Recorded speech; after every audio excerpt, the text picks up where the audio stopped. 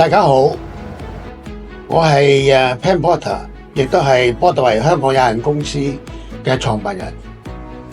我用咗4年時間咧，亦都經歷咗好多嘅艱辛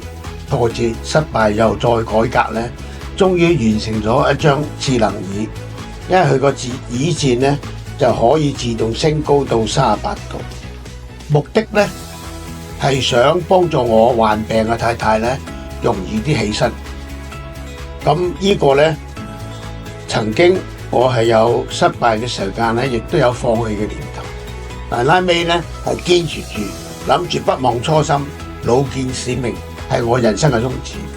我希望咧係挽回咗佢嘅自尊，亦都希望佢有自主嘅能力嚟到起身用呢張椅。